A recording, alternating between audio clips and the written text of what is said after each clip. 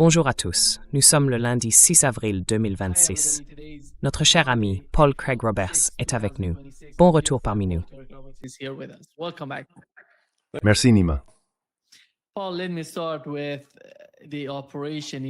Paul, laissez-moi commencer par l'opération en Iran, cette opération spéciale pour Donald Trump. Il présente sa version des faits telle qu'il nous l'a décrite aujourd'hui, en disant que c'était une opération réussie en Iran.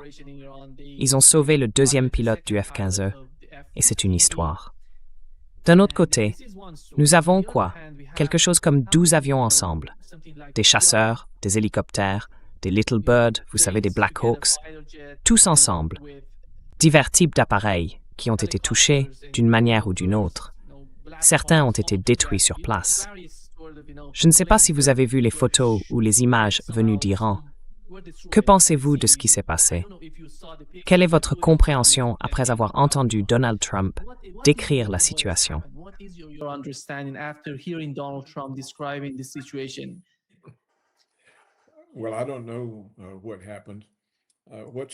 Eh bien, je ne sais pas ce qui s'est passé. Ce qui m'a frappé dans cette très longue conférence de presse, c'était, oui, cette extraordinaire fanfaronnade. Tout n'était que fanfaronnade. Trump débordait de fanfaronnade. Le directeur de la CIA se vantait de tout ce qu'il pouvait faire, encore de la fanfaronnade. Fanfaronnade du secrétaire à la guerre, fanfaronnade du général 4 étoiles. Et puis, pendant la séance de questions-réponses, encore de la fanfaronnade de la part de Trump, revenant même sur sa réélection, vous savez, en remettant le New York Times à sa place. Il y avait tellement de fanfaronnade que j'ai dû m'interroger. Était-ce pour dissimuler un échec? Je ne sais pas. Je n'en ai aucune idée. La version officielle de la Maison-Blanche est que les avions et les hélicoptères détruits étaient coincés dans le sable humide.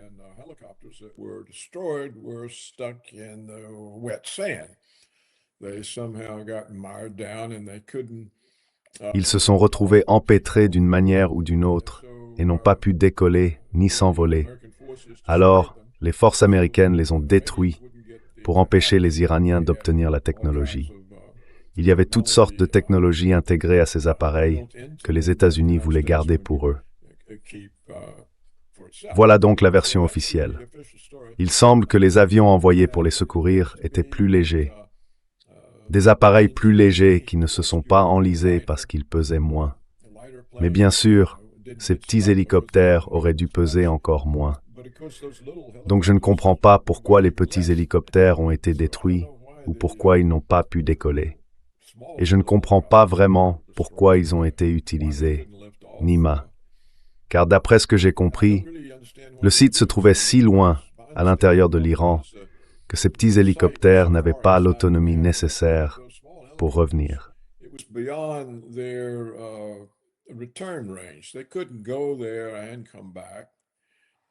Ils ne pouvaient pas aller là-bas et revenir sans être ravitaillés d'une manière ou d'une autre. Donc tout ça, et les médias, je n'ai pas tout regardé parce que ça tournait encore à de la fanfaronnade de Trump.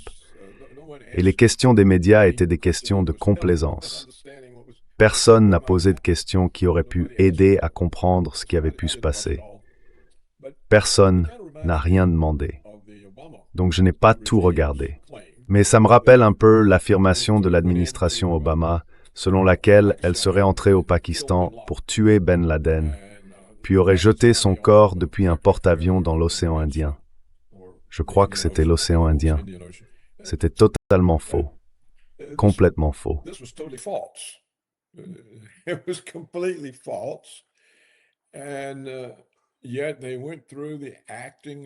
Et pourtant, ils ont fait comme si c'était retransmis à la télévision, regardant les événements en direct. Et plus tard, ils ont dû admettre qu'ils ne les regardaient pas en direct. Ils écoutaient. C'était faux. Et j'ai eu un peu l'impression qu'il y avait aujourd'hui tellement de fanfaronnade que cela paraissait excessif. Et l'explication du grand nombre de nos avions détruits n'a jamais été claire. Il n'a jamais été clair non plus pourquoi, s'ils avaient eu ces affrontements avec les forces iraniennes, il n'y avait eu aucune victime, pas même une égratignure. On aurait pu penser que les Iraniens leur auraient envoyé des drones ou des missiles ou quelque chose. Alors je ne sais pas quoi en penser. Vraiment pas.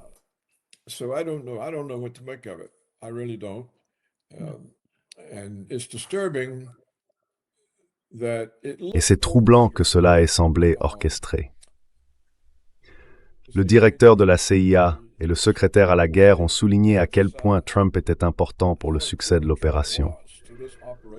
Et Trump lui-même a insisté sur son propre rôle, celui qui avait enfin réglé le problème avec l'Iran, qui avait pris les décisions que tous les autres présidents avaient échoué à prendre. Ils auraient dû le faire. Eh bien, vous savez, cela m'a semblé être une célébration excessive de Donald Trump et une célébration de notre armée, de nos services de renseignement, de nos armes et de notre personnel, présentés comme intouchables. Vous savez, les deux pilotes étaient presque dotés de pouvoirs surhumains. Alors je ne sais pas, je ne peux pas dire ce que j'en pense, mais ce sont juste ces choses étranges.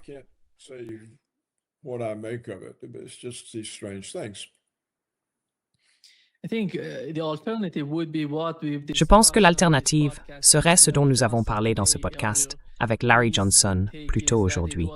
Selon lui, il s'agissait d'un raid sur le sol iranien, car c'était près de la centrale nucléaire de Natanz, dans la ville d'Ispahan.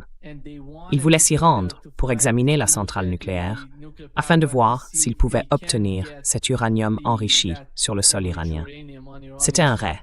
Au fil du temps, d'après les preuves provenant d'Iran et la manière dont il parle de ce qui s'est passé, tout correspond parfaitement à un raid, une sorte de tentative qui a finalement échoué. C'est pourquoi ils ont laissé derrière eux tant de choses avant de quitter l'Iran.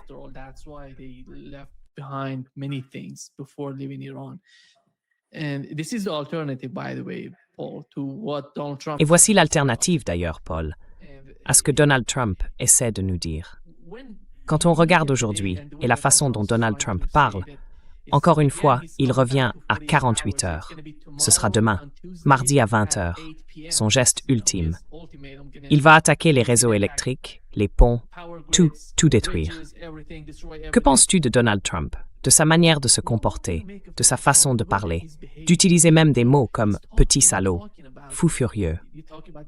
Ce n'est pas une façon de communiquer. Personne ne t'écouterait si tu utilisais ce genre de langage pour parler avec d'autres pays.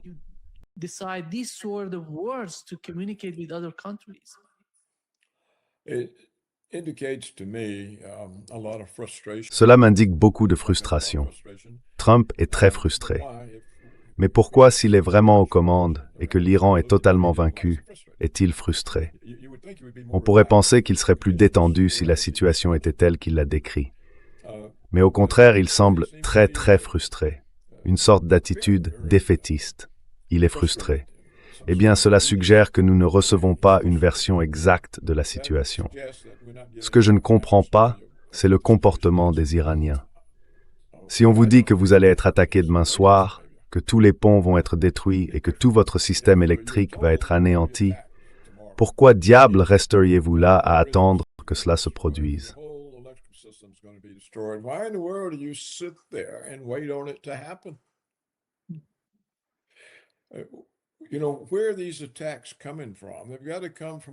Vous savez d'où viennent ces attaques?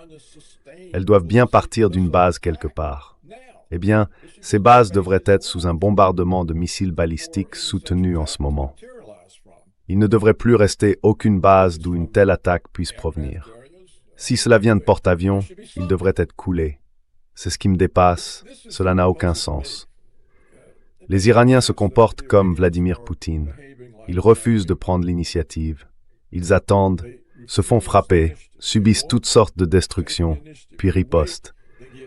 Eh bien, ce n'est pas ainsi qu'on mène une guerre pour sa survie.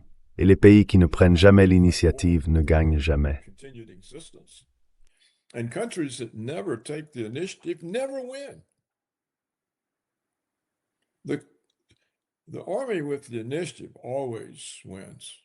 L'armée qui prend l'initiative gagne toujours. Et les Iraniens comme Poutine évitent de prendre l'initiative. Ils restent là, subissent toutes sortes de destructions, et ensuite c'est simplement œil pour œil, œil pour œil. Les Iraniens font face à une guerre pour leur existence. Trump et Netanyahou ont clairement indiqué qu'ils entendaient détruire l'Iran, soit militairement, soit économiquement, soit en changeant le régime pour en faire un autre pays.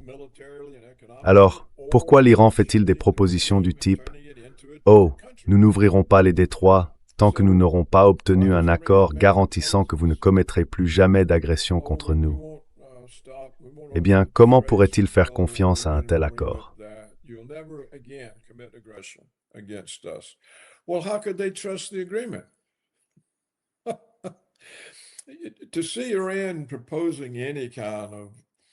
Voir l'Iran proposer une quelconque forme d'accord est insensé. Et les voir simplement rester là, se faire attaquer, puis répondre, cela n'a aucun sens. Ils devraient paralyser la capacité des États-Unis et d'Israël à opérer.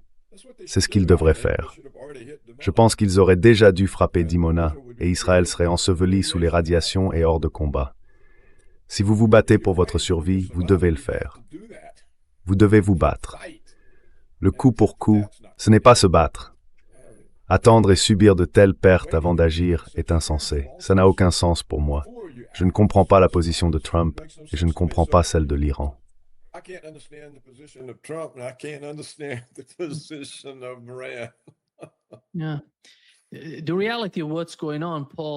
Oui, la réalité de la situation, Paul, d'après ce que nous avons entendu des médias iraniens aujourd'hui, est qu'ils ont rapporté avoir reçu une proposition de cessez-le-feu de 45 jours de la part du Pakistan.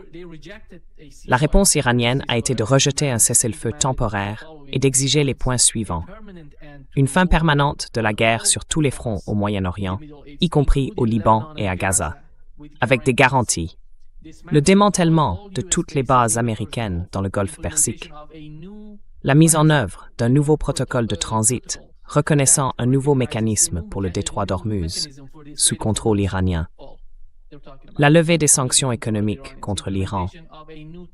La reconnaissance du droit de l'Iran à l'enrichissement pacifique de l'uranium dans le cadre du TNP. Et le versement de réparations pour les dommages économiques subis pendant la guerre. Voilà ce que l'Iran demande. Oui, je sais, c'est leur programme en 10 points. Je suis au courant. Je pense que c'est logique. Quand on y regarde de plus près, ils parlent de toute la région. Il ne s'agit pas seulement de l'Iran, des États-Unis et d'Israël. Ils parlent de l'Iran, du Liban et de Gaza. C'est important.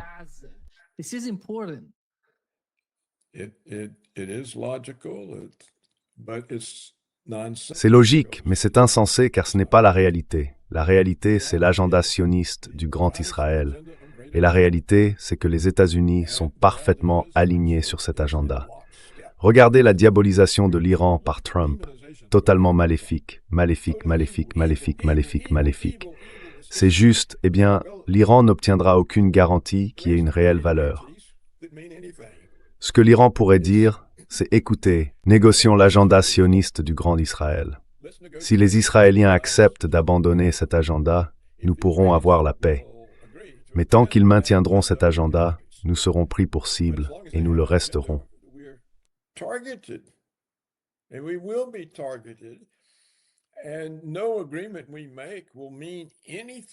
Et aucun accord que nous concluons n'aura de sens tant que l'agenda sioniste du Grand Israël existera. Nous devons donc nous en débarrasser. C'est ce qui doit être négocié. Je ne pense pas que la grande majorité des Israéliens s'intéressent particulièrement au Grand Israël, surtout maintenant qu'ils en perçoivent le coût. Ce serait logique si le gouvernement iranien disait quelque chose de ce genre.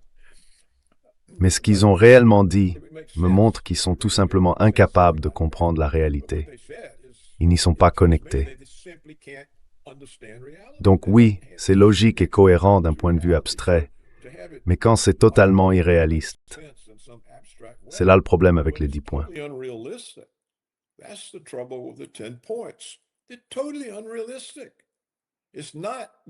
C'est totalement irréaliste. Ça n'arrivera pas.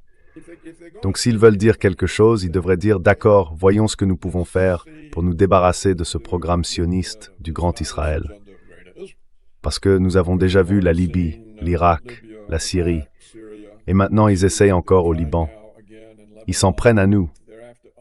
Nous n'avons pas provoqué ces guerres, nous n'avons attaqué personne. Nous sommes attaqués parce que nous faisons obstacle au grand Israël. Voilà le problème. Nous devons négocier ce programme. Pourquoi ce programme est-il important? Comment peut-il être compatible avec la paix? Ce n'est pas possible. C'est pourquoi je pense que les Iraniens ne comprennent pas vraiment la situation.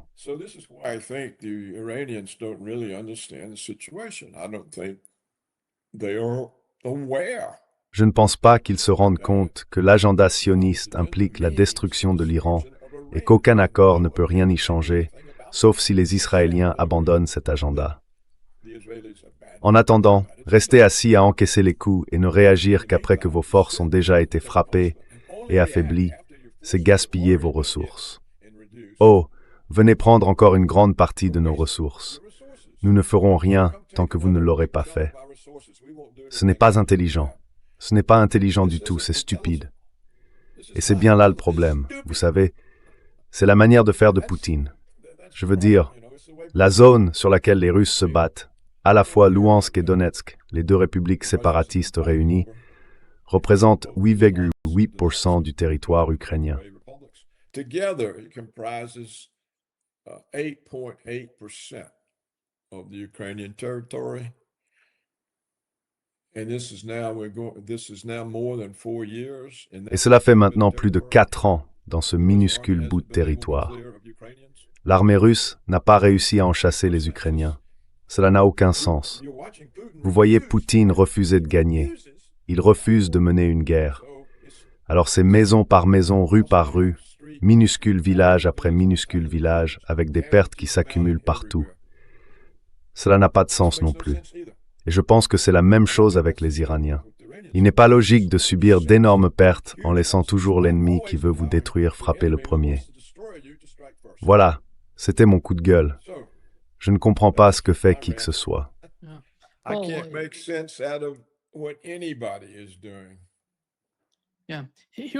Voici ce que Donald Trump a déclaré aujourd'hui au sujet de l'objectif des États-Unis dans le cas de l'Iran.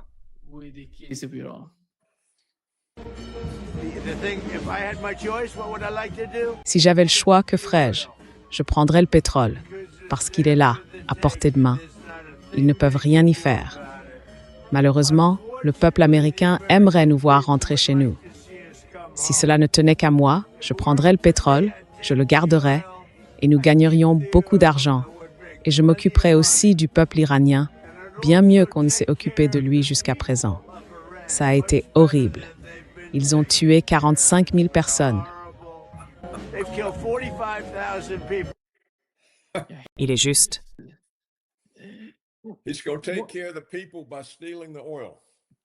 Il va s'occuper du peuple en volant le pétrole. Et il va apporter la démocratie en choisissant les dirigeants de l'Iran. Écoute, quand il dit qu'ils ne peuvent rien y faire, l'Iran a la taille de l'Europe de l'Ouest.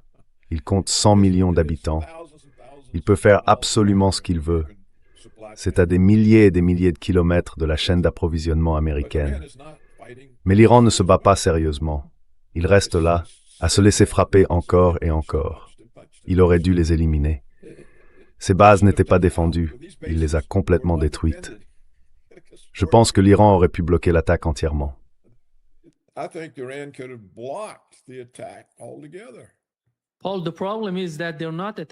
Paul, le problème, c'est qu'ils n'attaquent plus l'Iran depuis ses bases.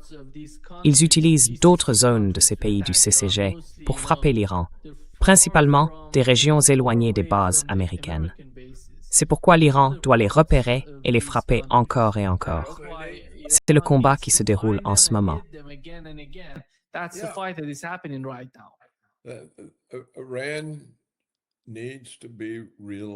L'Iran doit faire preuve de réalisme. Quelqu'un devrait s'asseoir avec eux et leur expliquer comment mener une guerre. Ils ne semblent pas comprendre cela. Je veux dire, ils sont négligents. Regardez tous les dirigeants qui ont été tués. C'est de la négligence, de la pure négligence. C'est presque comme s'ils se disaient « Oh, ils ne feraient jamais une chose pareille. Pourquoi s'en inquiéter? Oh, tu veux dire qu'ils tueraient l'ayatollah? Oh, jamais de la vie. On peut bien tenir une réunion ouverte. » Ce genre de raisonnement n'a aucun sens. J'aurais pensé que l'Iran gagnerait cette guerre, mais on dirait qu'ils n'arrivent pas à prendre de bonnes décisions. Et si l'on ne sait pas prendre de bonnes décisions, il est difficile de gagner. Donc je ne sais pas. On verra bien ce qui se passera demain à 8 heures. Peut-être qu'il y aura encore 48 heures de plus.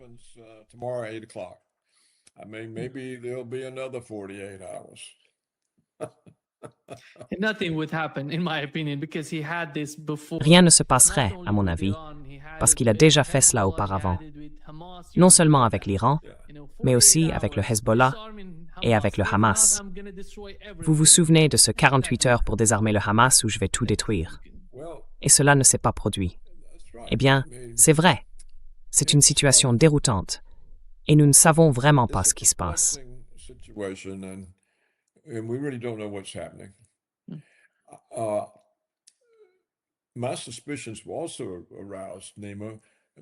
Mes soupçons ont également été éveillés, Nima, par l'annonce faite il y a quelques jours selon laquelle l'un des grands systèmes mondiaux d'imagerie, Palantir, je crois que c'était ça, aurait subi des pressions de la Maison-Blanche pour ne pas publier, oui, c'était bien Palantir, pour ne pas publier de signes de la guerre. Donc, si tu es en train de gagner, tu voudrais que ce soit publié. Je ne comprends pas comment Trump peut faire les déclarations qu'il a faites, tout en estimant qu'il doit imposer une censure pour que personne ne voie ce qui se passe réellement.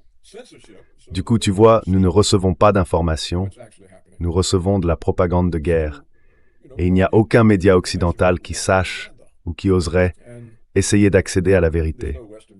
Alors que savons-nous? Nous ne savons tout simplement rien. Et nous ne savons même pas pourquoi Trump voit ce qu'on ferait West un jour.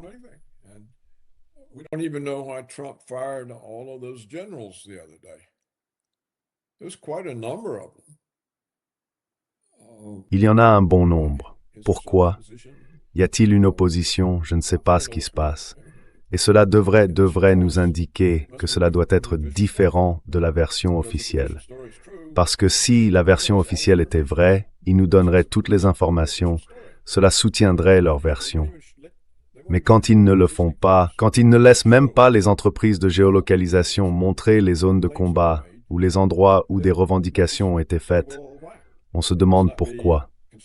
Cela ne doit pas être cohérent avec ce qu'on nous dit. Donc je ne pense pas que nous saurons avant de savoir. Et je pense que si les Iraniens ne comprennent pas que l'intention est de les détruire et ne commencent pas à se battre, tant qu'ils ont encore quelque chose, ils vont être détruits.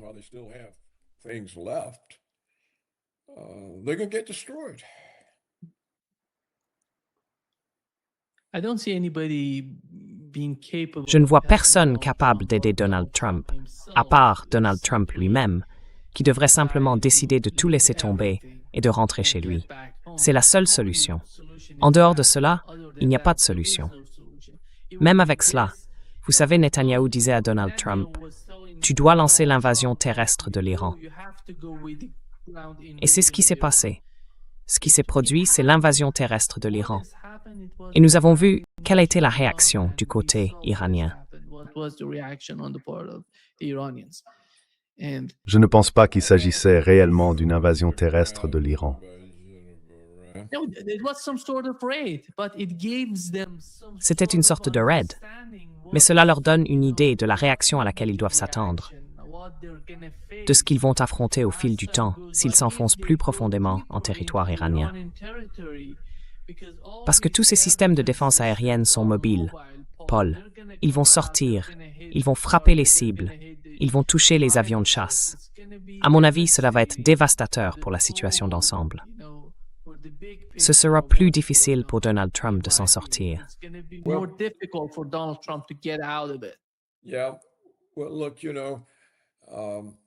Oui. Eh bien, écoute, tu sais, je respecte la compréhension qu'a Larry des choses, mais j'en sais moins que lui sur toutes ces armes et tout le reste.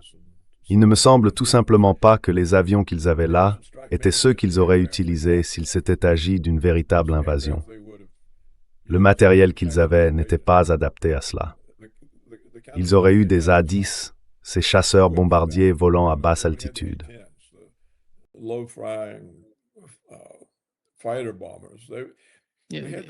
fait, un A-10 a été détruit. Yeah, but they would have had scores of them. Oui, mais ils en auraient eu des dizaines. Je veux dire, cela n'aurait pas pu être une invasion. C'était peut-être un test, peut-être un petit groupe qui testait la situation. Mais même dans ce cas, cela ne me semble pas être équipé pour ce type d'activité. Et je ne pense même pas que c'était équipé pour une opération de sauvetage. Donc je ne sais pas vraiment ce qui se passait.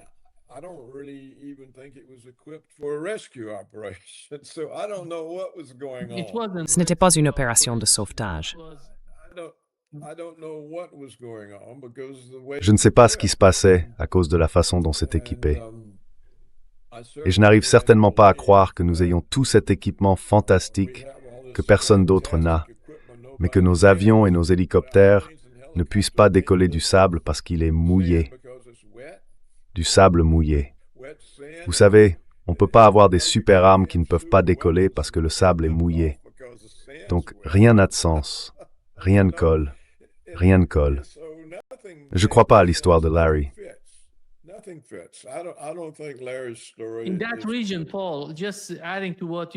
Dans cette région, Paul, pour compléter ce que tu as dit, il n'y a pas tant de sable, déjà. Et s'il y en a un peu, ce serait une fine couche. Ce ne sera pas du sable profond. Ce ne sera pas humide non plus, puisqu'il ne pleut pas là-bas en ce moment. Je pense que tout ça est inventé.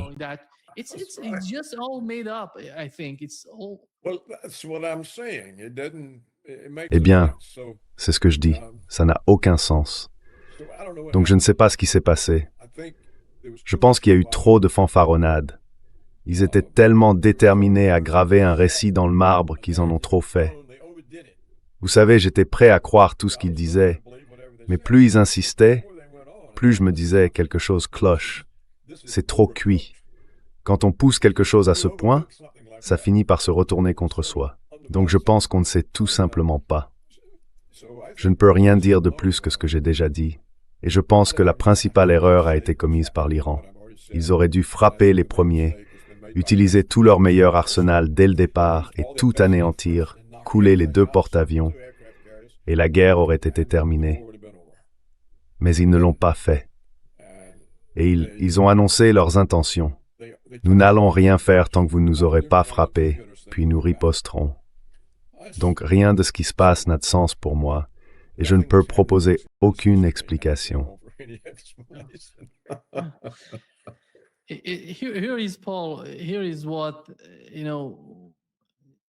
Voici ce que vous savez, le Washington Times a dit. Le titre était « La nouvelle bombe nucléaire d'Israël ». Et c'est important, je pense, quand on regarde l'ensemble du Moyen-Orient, le Golfe Persique, tous ces États arabes avec l'Iran, et la signification de tout cela. Pensez-vous que la manière dont ils présentent la chose, comme une sorte de bombe nucléaire, soit destinée à servir de levier, un grand avantage pour les Iraniens? Comment voyez-vous cela évoluer à long terme? Parce qu'en ce moment, il semble que le Qatar ait été le premier, je ne suis pas sûr que ce soit vrai, mais il y a eu des informations venant du Qatar disant qu'ils ne veulent plus de bases américaines dans leur pays. Si c'est le cas, il serait le premier pays à le déclarer.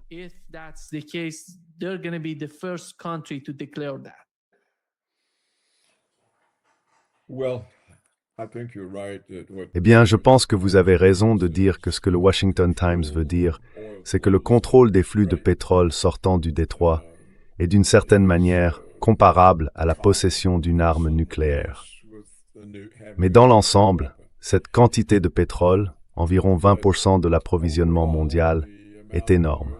Oui. C'est 20% si l'on inclut les engrais et la sécurité alimentaire. En tout, cela fait beaucoup.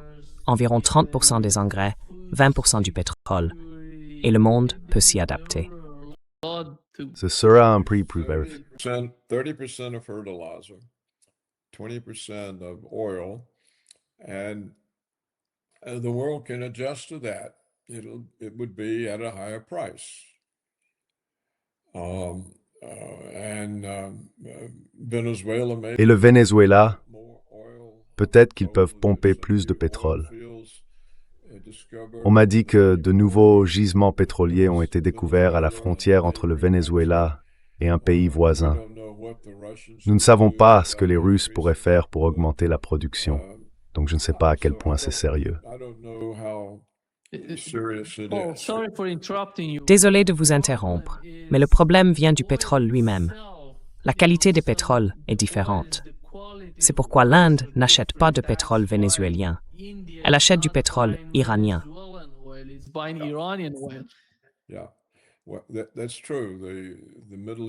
Oui, c'est vrai.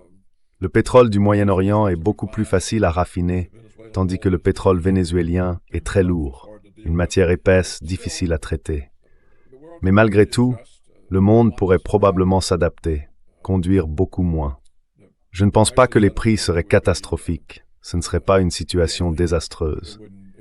Mais pour moi, je ne vois pas comment la guerre pourrait durer aussi longtemps. 1 an, 2 ans, 3 ans. Déjà, aux États-Unis, il n'y a pas beaucoup de soutien pour cela. Et peut-être que c'est ce que Trump et son équipe essayaient de faire aujourd'hui. Rallier du soutien, donner aux gens un sentiment de fierté, comme si nous avions accompli quelque chose. Mais plus la guerre durera, moins il y aura de soutien. Comment la guerre pourrait être autre chose que les deux camps se lançant des missiles? Je n'en ai aucune idée.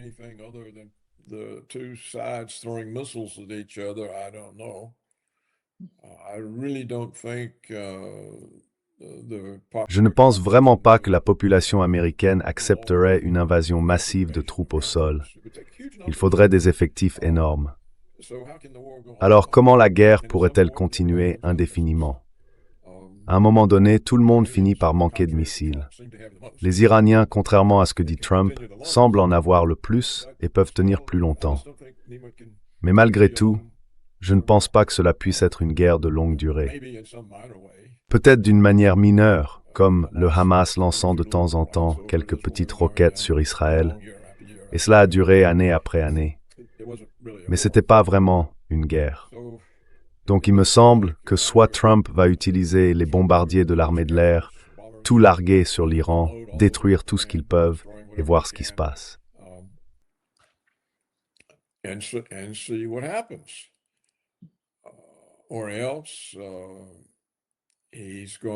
Sinon, il va déclarer qu'ils ont accepté son accord. Mais tu vois, c'est difficile. Comment peut-il se détacher du lobby israélien, de Netanyahou? Netanyahou ne va pas laisser Trump se retirer. Le lobby israélien non plus. Surtout après aujourd'hui, avec la façon dont Trump a loué les Israéliens, en parlant de sa dévotion envers eux, de celle de l'Amérique, et en affirmant qu'Obama avait soi-disant choisi l'Iran plutôt qu'Israël, ce qui est n'importe quoi.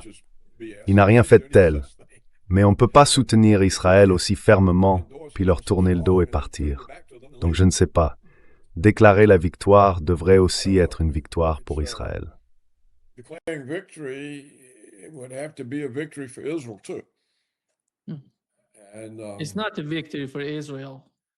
Ce n'est pas une victoire pour Israël. Ils sont simplement en train d'être détruits. La censure est incroyable en Israël, Paul. Ils ne laissent rien sortir d'Israël.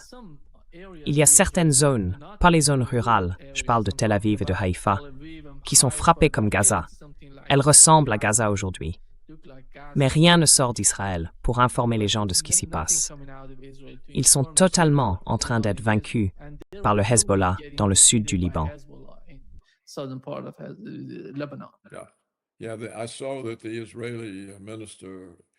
Oui, j'ai vu que le ministre israélien avait révisé ses plans d'invasion au Liban, disant qu'ils n'avaient pas les moyens de faire ce qu'ils avaient prévu. Ça ne me surprend pas, ils ne les ont jamais eus. Mais on pourrait penser, avec Israël subissant cette punition, ce qu'ils doivent faire, car à cause de la censure, on ne peut pas voir ce qui se passe, que ça doit être grave. On pourrait penser que Netanyahou serait... Quelle est sa position? On pourrait s'attendre à ce que quelque chose vienne de leur part. Or, le fait que ce ne soit pas le cas me suggère qu'il tient Trump sous sa coupe et agit à travers lui. Donc Trump agit pour Israël. Et je ne vois pas comment Trump pourrait se retirer.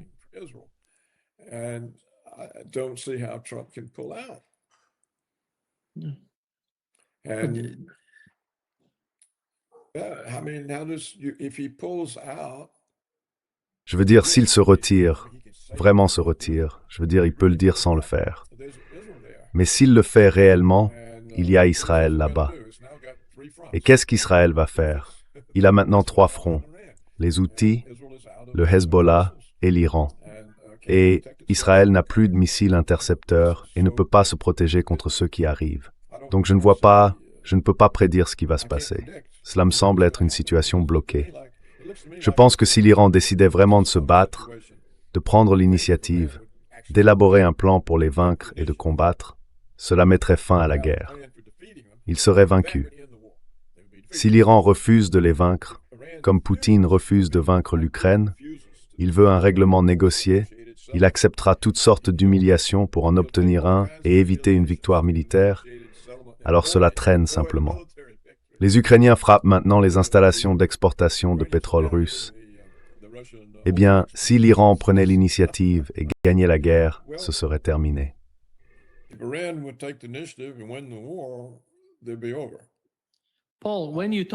Paul, quand tu parles d'initiative, considères-tu le programme nucléaire de l'Iran? Si l'Iran suit la même voie que la Corée du Nord, c'est-à-dire en produisant des armes nucléaires, est-ce que cela va changer l'équilibre dans la région?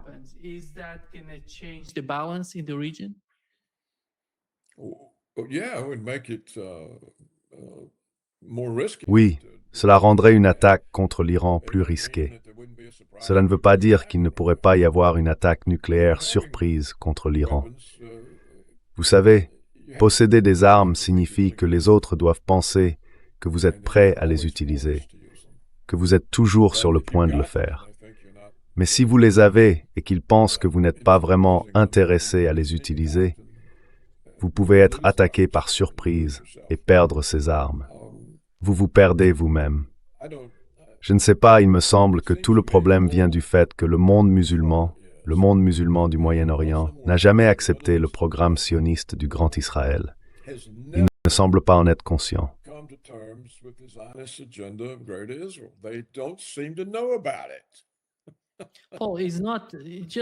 Paul, pour être précis, je pense qu'il ne s'agit pas du monde musulman, mais des élites.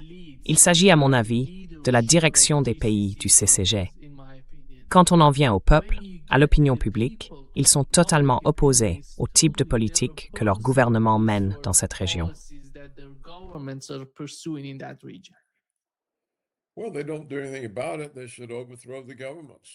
Eh bien, ils ne font rien à ce sujet. Ils devraient renverser les gouvernements. Mais tu vois, il n'y a aucun signe.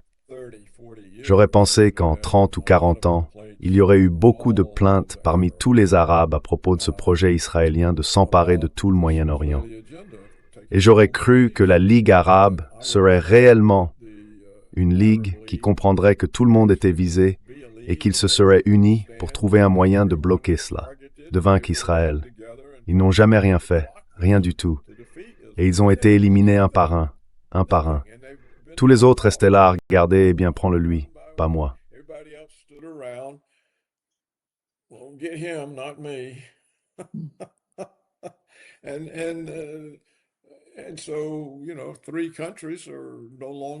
Et donc, vous savez, 3 pays ne sont plus des pays organisés. C'est une sorte d'aveuglement dans le monde musulman, au Moyen-Orient, ou ce que vous appelez maintenant l'Asie de l'Ouest, face à l'agenda sioniste. Or, les Israéliens n'ont pas cherché à cacher cet agenda. Ils se lèvent, les premiers ministres se lèvent et brandissent les cartes. Ils montrent les cartes. Donc ce n'est pas comme s'ils le cachaient, mais c'est un peu comme si les Arabes n'en avaient jamais entendu parler. Eh bien, je pense que c'est la raison de tous ces problèmes, de tout cela. Tout le premier quart du XXe siècle a été la destruction de l'Asie de l'Ouest arabe pour Israël, pour le grand Israël. C'est de cela qu'il s'agit.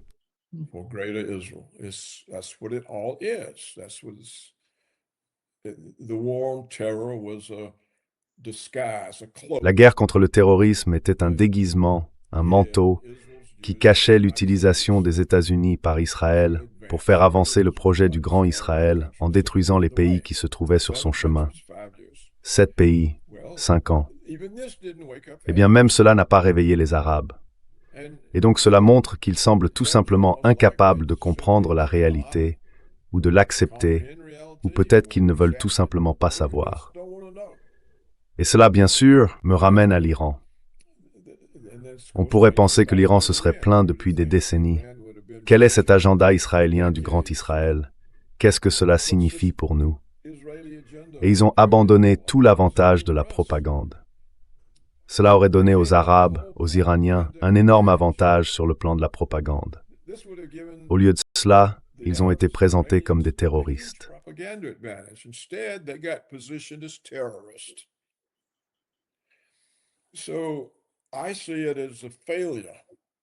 Donc, je vois cela comme un échec du Moyen-Orient musulman. Je vais continuer à l'appeler le Moyen-Orient, parce que c'est ainsi qu'on l'a toujours appelé de mon vivant. Je ne sais tout simplement pas quoi en penser. Et pourtant, les Iraniens n'ont pas dit un mot à ce sujet. Nous avons donc cette situation où, vous savez, Trump affirme que le gouvernement iranien ne représente pas le peuple, et que le peuple le supplie de continuer à bombarder l'Iran. Bombarder, bombarder, nous voulons que ce gouvernement soit détruit. Nous préférerions être tués par vos bombes que de vivre sous notre gouvernement. Vous savez, c'est ce qu'il disait aujourd'hui. C'est ce que Trump disait aujourd'hui. Je veux dire, ça n'a aucun sens. Tout comme son affirmation selon laquelle les Iraniens auraient abattu et tué 45 000 manifestants et que les Iraniens auraient tué des femmes.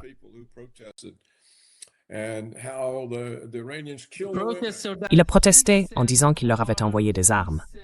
Il a déclaré aujourd'hui qu'il l'avait fait. Je sais. Et les Iraniens tuent les femmes qui ne portent pas le voile. Ils ne font rien de tel. Ça n'existe pas. Ça n'existe pas. Eh bien sûr, les Américains ne savent pas. Trump peut dire ce qu'il veut, parce que les gens ici ne savent tout simplement pas. Tout ce qu'ils savent, c'est que les Iraniens sont des terroristes, parce que c'est tout ce qu'ils n'ont jamais entendu. Alors, nous revenons à la Grande Israël. Cela aurait été un énorme avantage de propagande pour le Moyen-Orient musulman, et ils ne l'ont jamais utilisé, jamais mentionné. Et cela, pour moi, est un grand mystère. C'est presque comme si les Arabes étaient fatalistes et disaient « Ils vont nous avoir tôt ou tard, alors en attendant, amusons-nous, dépensons notre argent, ayons des maîtresses en Europe, des châteaux en Angleterre, achetons des Ferrari, ayons nos propres jets privés, profitons de la vie, puisqu'ils finiront par nous avoir de toute façon. Et pourquoi résister? C'est peut-être une forme de fatalisme. Je ne connais pas assez les gens, les cultures, mais c'est étrange. C'est très étrange. Et comme vous pouvez le voir, nous ne pouvons vraiment rien expliquer.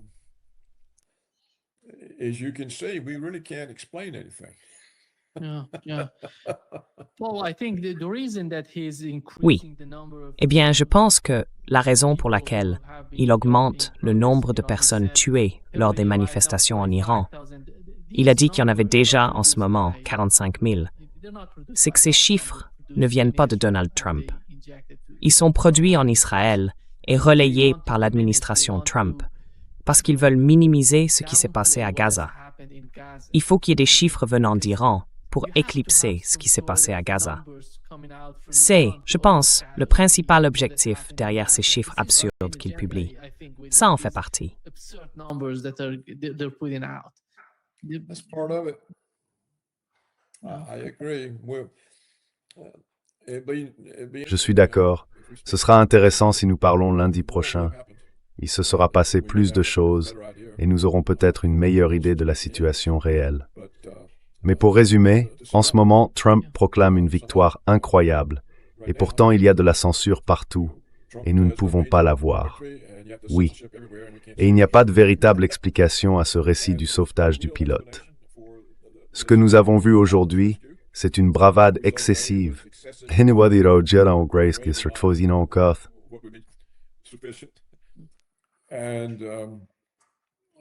And we see the Iranians still being reactive rather than proactive. Être réactif plutôt que proactif, ce qui n'a aucun sens. Cela n'a aucun sens. On dirait donc qu'il y a peut-être une contrainte qui pèse sur eux, ou peut-être qu'ils veulent simplement prouver qu'ils sont chevaleresques et qu'ils ne frappent que lorsqu'ils sont frappés. Et donc, ils ne réalisent pas que c'est une guerre. Pour eux, ce n'est qu'une série de frappes, ce n'est pas une vraie guerre, c'est une succession de frappes. Vous nous frappez ici, nous vous frapperons là. Je ne sais pas comment leur raisonnement se déroule, mais nous verrons bien. Je ne pense pas qu'il y ait grand-chose à ajouter à ce que j'ai déjà dit et à ce que nous avons discuté pour l'instant.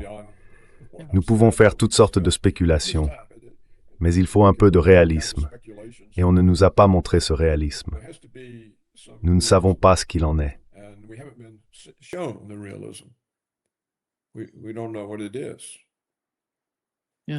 Oui, exactement. Merci, Paul. Comme toujours, un grand plaisir.